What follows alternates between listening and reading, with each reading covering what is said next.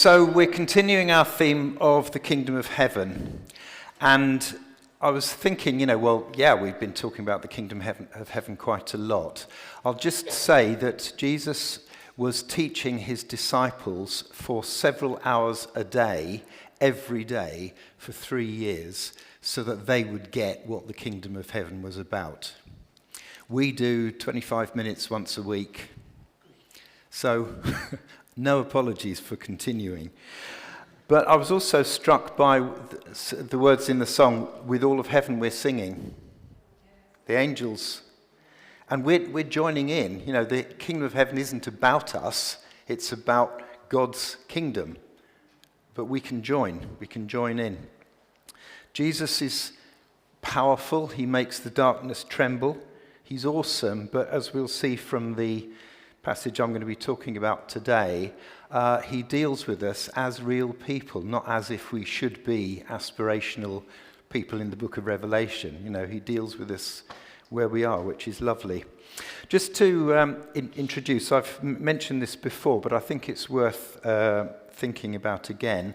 I was born, unlike quite a lot of people in our congregation, I was born as a citizen of the UK. I didn't have to do anything, it just happened, And I didn't need to apply, I didn't need to pass any tests or pay any money or do anything. I just am a citizen of the UK, of the United Kingdom. How many people here weren't and have had to do something to become a citizen? I know quite a few have. Several people who aren't here had to as well. My son-in-law, Jaime, is from Chile, and he had to do the same. And the point I want to make is that being a citizen of the kingdom of heaven isn't like my process. It's like his process. It's like Stacey's process. It's like Costas's process. It's about being an outsider, and you ask to join, and you say, yes, I will go along with the rules. I sign my bit of paper. And then you can enter the kingdom of heaven. It's not a right.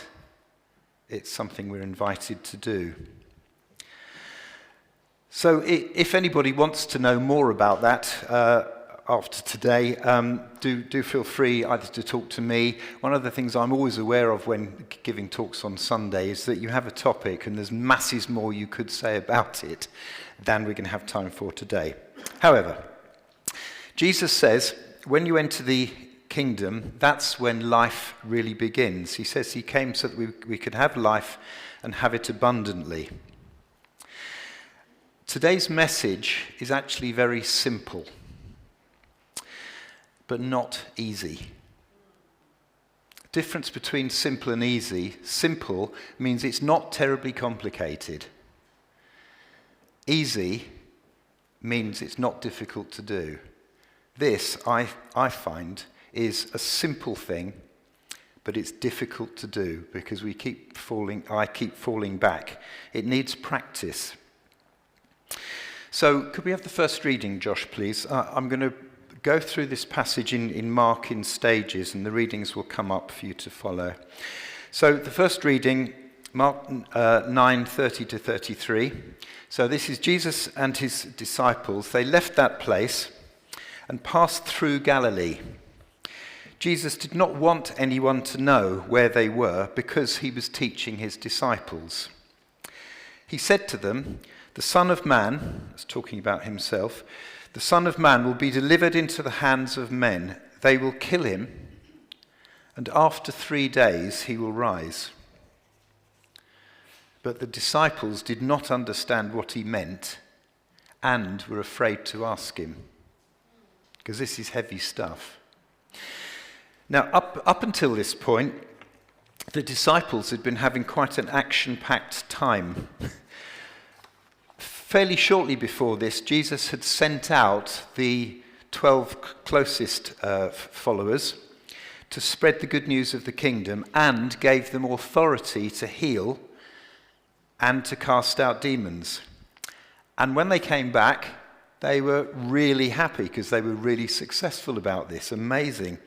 And then in just the last week or so before this particular story takes place, Peter has declared that Jesus is the Messiah, the chosen one of God, the one sent specially for a task nobody else could do. 3 of the disciples, including Peter, had gone up a mountain with Jesus and saw Jesus transformed, becomes like blazing light, and then sees Jesus talking to Moses and Elijah, both of whom have been dead for hundreds of years. Here they are alive and talking to Jesus. And they then hear a voice from a cloud saying, "This is my son, whom I love. Listen to him." But also, just before this episode, Jesus healed a boy that everybody else had failed to heal, including the disciples. They hadn't been able to heal the boy. And Jesus had just told them twice that he was going to be killed.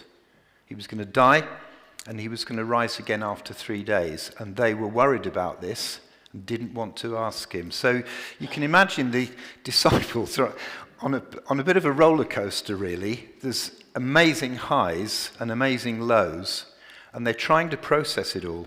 So now they're traveling through Galilee and avoiding crowds because Jesus' focus is on teaching them. And I can just imagine them needing some downtime, can't you?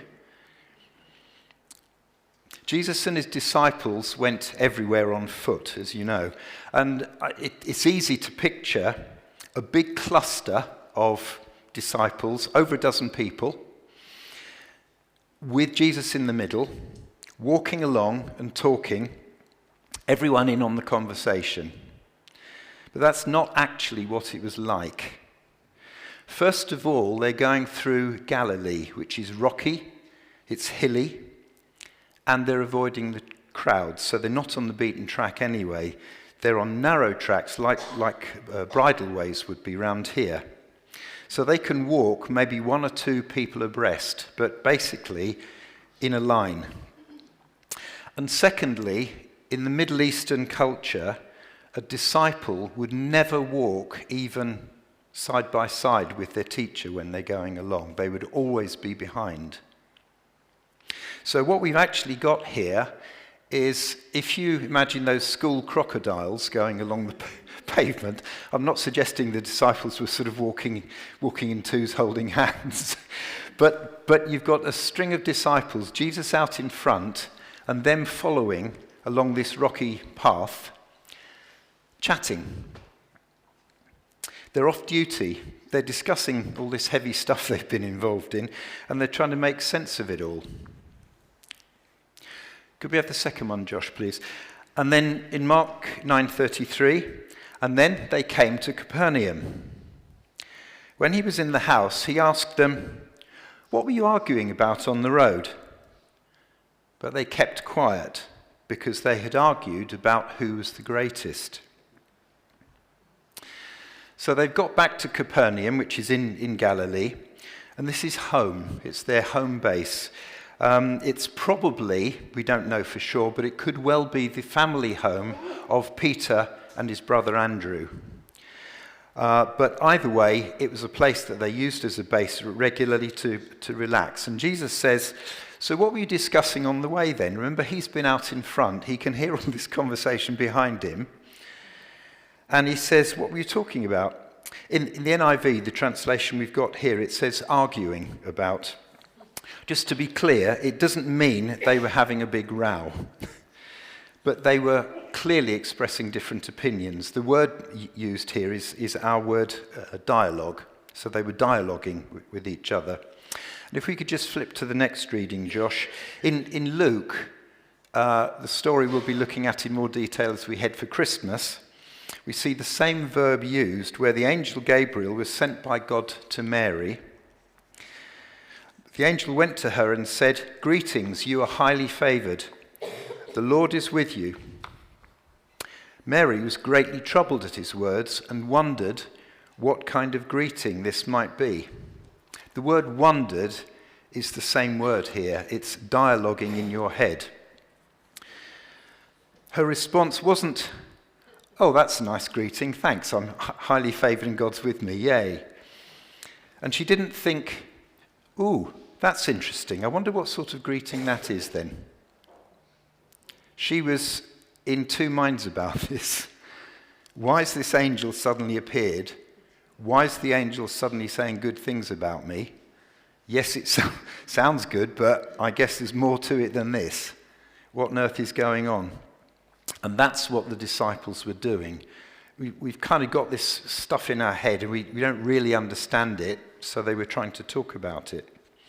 So the disciples were debating who was the greatest and how you decide who was the greatest. So what does the greatest mean? And who is the greatest? Now, for the older members of the congregation, who said, and you'll have to forgive my accent, "I am the greatest"? Muhammad Ali. Why did he say that?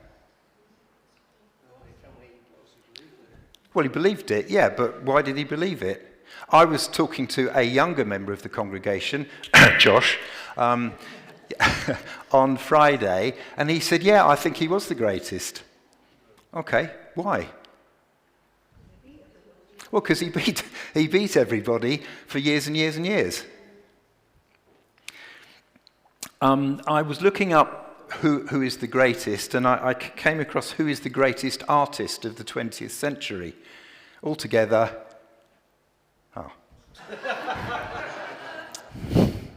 who do you think it might be? Banksy. Of the 20th century, yes. Well, I'll put you out of your misery. It was Picasso.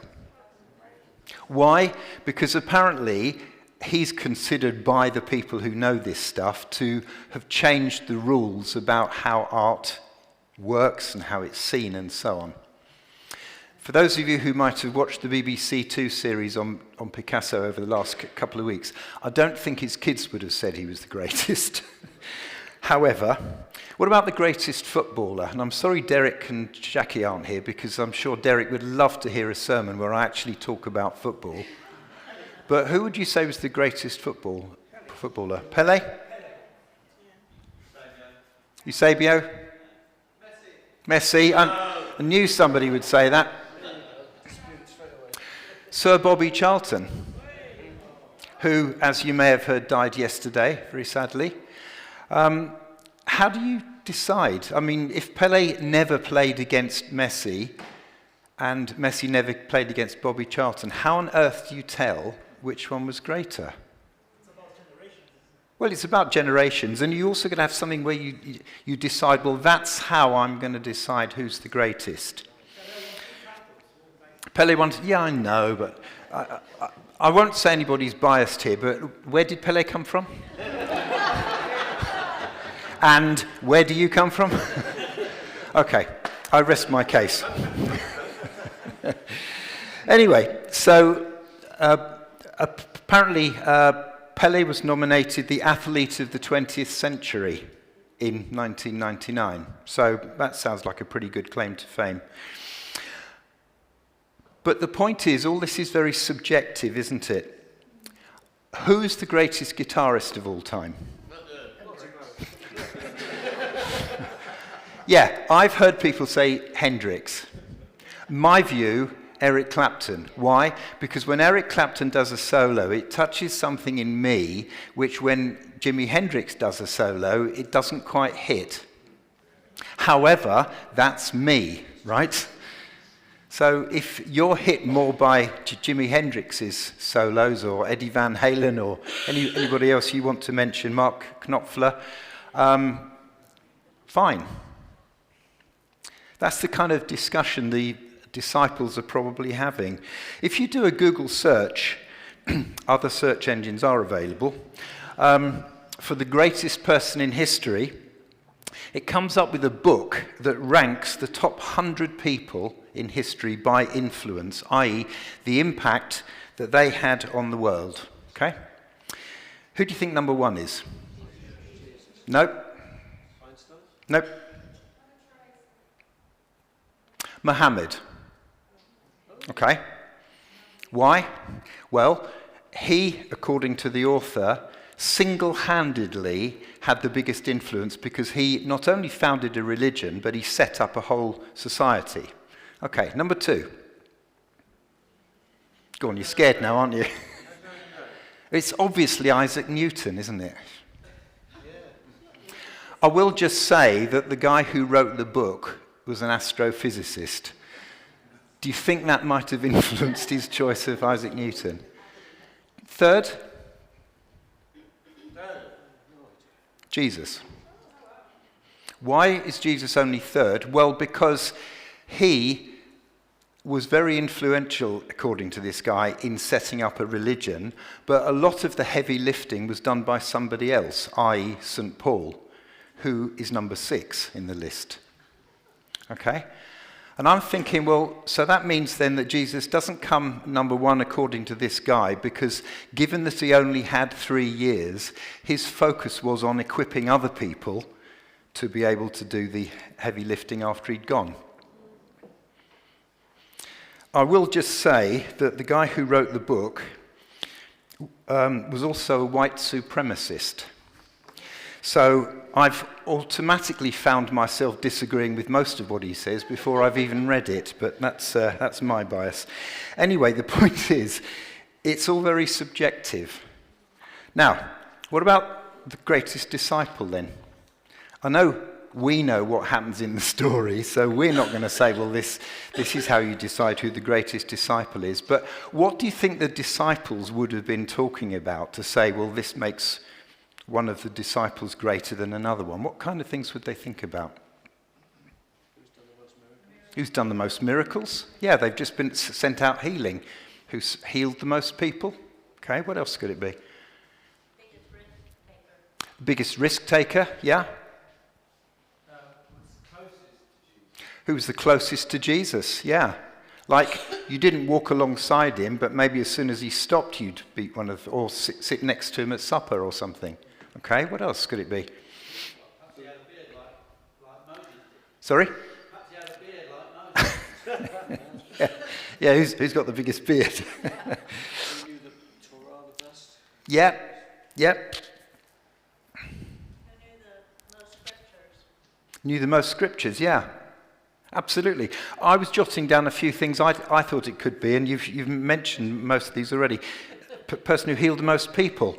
That they were part of the small group that went up the mountain with Jesus and saw him talking to Moses and Elijah. Maybe that makes you greater. What about being the first one to recognize that Jesus was the Messiah? Wouldn't that make you pretty awesome? What about people who could remember and recite most of Jesus' sayings more than the others, maybe? What about the first one to be called by Jesus? That means you've been with him the longest.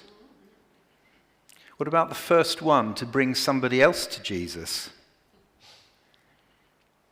What about the person who's given up the most to follow Jesus? So there's quite a lot of ways in which we could think about who's the greatest, couldn't we? So it's important to notice that Jesus didn't tell the disciples off for having a debate.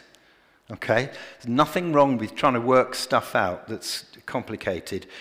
But what Jesus did see is that by debating who was the greatest, they'd missed the point of what the kingdom's like and what God's values are. So what did he do? Cue Josh. So verses 35 to 37, sitting down, Jesus called the 12 and said, "Anyone who wants to be first must be the very last and the servant of all." He took a little child whom he placed among them. Taking the child in his arms, he said to them, "Whoever welcomes one of these little children in my name welcomes me.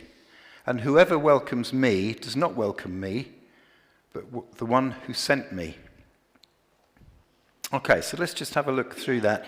So knowing that they were debating and knowing actually that they were debating who was the greatest, Jesus calls a little child over from the household, presumably, and then he says to them, literally, little child here, about the age of Corin probably, whom quite a few of you know, and says literally, if someone wants to be first, he must be last of all and servant of all. And you can imagine the disciples thinking, what? So to get them to understand what the kingdom's like, he gives the child a big hug, takes him in his arms, and he says, whoever welcomes one of these little children welcomes me and welcomes the one who sent me. Now, to welcome here means to receive warmly and fully. It doesn't mean to say, oh, hi, welcome, come in, and off the person goes. This is about embracing. In God's kingdom, we receive, accept, and embrace each other and other people. We don't compete to be the greatest disciple. Now, this story, as you probably know, is that we've been reading it from Mark, but it's also told in the Gospels of Matthew and Luke, and each one includes a couple of extra details because the writer wanted to emphasize or bring something particular out of the story. And in Matthew's version, we could do that one, Josh, Matthew adds a couple of extra sentences from Jesus. So 18 verses 2 to 5, Jesus called a little child to him and placed the child among them. And he said, truly I tell you, unless you change and become like little children, you will never enter the kingdom of heaven. Therefore, whoever takes the lowly position of this child is the greatest in the kingdom of heaven. And whoever welcomes one such child in my name welcomes me.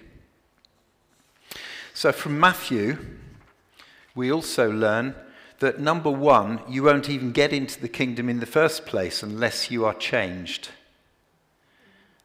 Which means turning your back on attitudes like who's the greatest. And it reminds us, doesn't it, of when Jesus talks about needing to be born again. You come again as a little child. That's how you enter the kingdom. And the second thing is that he says we need to humble ourselves like this little child. Now, for those of you who know children, you'll be relieved to know that Jesus isn't saying, humble yourself like children do. Because children don't always humble themselves, do they? They are quite often stroppy, elbowing their way to the front. But that's something that they learn. Jesus is talking about not a child, but a little child. And when they're 2 or 3, they don't do that. They're just who they are. So a little child has no idea of his or her value. Older children start to compete, but the little ones are just themselves, and that's what we need to be like. So back to Mark. Jesus says, if you want to be first, you have to be last and the servant of all. Josh was talking last week about 3 servants, each given vast resources. And in this case, 1, 2, and 5 talents, which in rough terms would be worth £500,000, £1 million, and £2.5 million. Now, these are servants, all right? And the master's given them these amounts of money to use according to the master's purpose.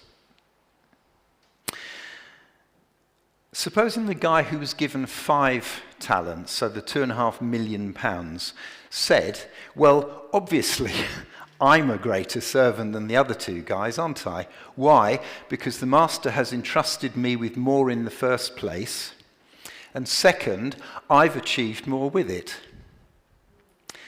At which point, we imagine Jesus rolling his eyes and calling the child over again. Sorry if I come unplugged. Yeah, calling... It's all good, is it? Yeah. So Jesus calling the child back and say, okay, let me just go through this once more. It's so easy to compare ourselves with others, isn't it? That's what choosing the greatest sportsman's all about. Won't mention any names, but a certain ex-US president got really cross a few weeks ago because he'd been removed from the Forbes list of the 400 richest people in the world. Really cross. That's about comparing yourself, isn't it? So the greatest sportsman, greatest artist, footballer, guitarist, disciple is all about comparing. It happens in social media, it happens at work, it happens at home, it happens basically everywhere where we meet other people, doesn't it? We rank people and we rank ourselves against them. Where do I fit in this? But it also happens, I think, when we don't realise we're doing it. I heard a quotation from Bobby Charlton on seeing him on being presented with, I don't know, some trophy or sports personality of the year or something. And he said, "I always found football easy. I could never understand why some people found it difficult." Okay, thanks, Bobby. He was known as a humble man, so I'm sure he said this actually with a softness and a measure of self-criticism. But for me, he's highlighting what I think is an easy trap for all of us. Even without thinking I'm being critical, I sometimes can see something or have a vision for something, and I can't see why it's not obvious to everybody. Do you ever feel that? Things I'm good at, I sometimes can't see why they're not easy for everybody. I'm not special, right? So if I can see it or I can do it, then why can't everybody else? What's the matter with them? And to be fair, I'm sure I frustrate other people when I don't get something or am not able to do something as well as they can. We compare. I want to apologise to Wyn Davis. Do you know Wyn Davis? Opera singer? Yeah, he sang, "Go compare." Only better than that, yeah. See? So you're comparing me already, aren't you? I want to say, don't compare. Don't compare. We in the kingdom have to practice not doing it. It's not good enough to understand that we don't compare ourselves with others. We have to practice and we have to get really good at it. Not comparing. St. Paul says the same thing in his letter to the Philippians. He says, "Do nothing out of selfish ambition or vain conceit. Rather, in humility, value others above yourselves, not looking to your own interests, but each of you to the interests of the others." That is the picture of the kingdom. That is the picture of the King's Church Chesham that we're aspiring to. That's the picture of our roles individually that we're working towards, and each of us has our part to play in it. We don't compare ourselves with each other. I've been given 2 talents of silver. Some people have been given more than me. Some people have been given less than me. Why? I don't know. That's between them and God. The issue isn't how many's Graham got, let's say. It's what am I doing with my 2? That's the question. That's the only thing that needs answering. And for all of this, a serving attitude is key. If someone new walks into our church and asks you, "What do you do?" And you say, "I serve God." That sounds impressive, doesn't it? It's very grand. If you said, "I serve everybody else," That doesn't really have the same what? But it needs to be true, doesn't it?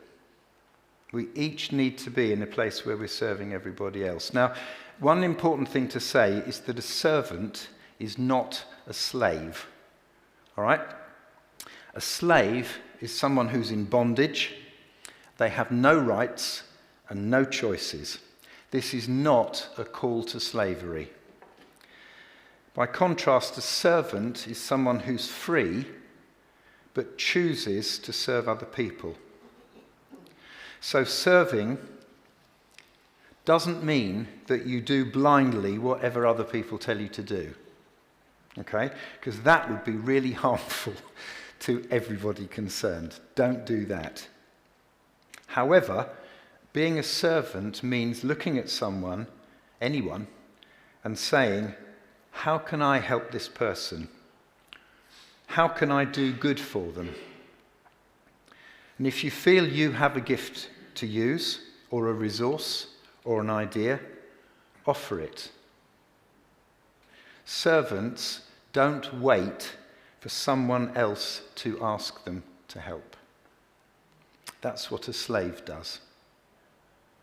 Servants take the initiative and offer to help. By giving the child a hug, Jesus is telling his disciples, don't focus on serving me and the one who sent me, and then, if you have time, work your way down the social order. He's saying, instead, start at the bottom, and if you have time, work your way up. That's how you receive both me, Jesus says, and our Father in heaven. So I said at the beginning that this talk, I think, is very simple, but not easy to do. So a couple of things to take away and ponder. And what I'd like you to do is, if you just sit quietly, close your eyes if that would help you. And I'll ask you a couple of questions and just think, what's God saying to me about this? And what is it I need to do? So the first question, am I comparing myself with others? We're each given gifts and resources to use to serve others. Do I spend time and energy comparing what I've been given with what's been given to somebody else?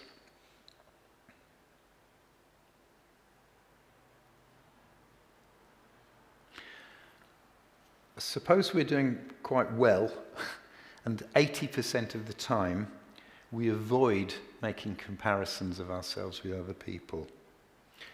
Well done, that's good. So in the 20% where we slip back, do I tend to see myself as being more successful than others, and I have to rein myself in? Do I need to humble myself more?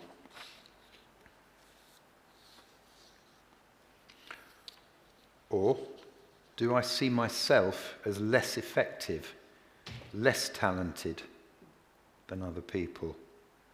Do I get demotivated and disheartened when I look at what other people are doing and achieving?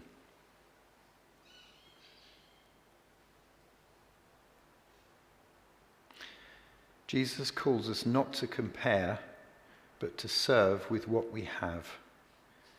So this might be an area that you want to pray about, and there'll be people down at the front shortly to pray with you if you'd like that. And the second thing to think about is, who am I looking to serve? Everyone sounds great, but realistically, none of us can serve everyone. So specifically, who? What skills, talents, resources, time do I have that would help someone else?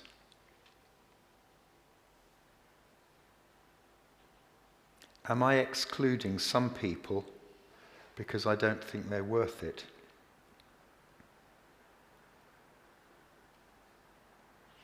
Am I excluding some people from a hug because I think they don't need it? Because I think they're already doing okay?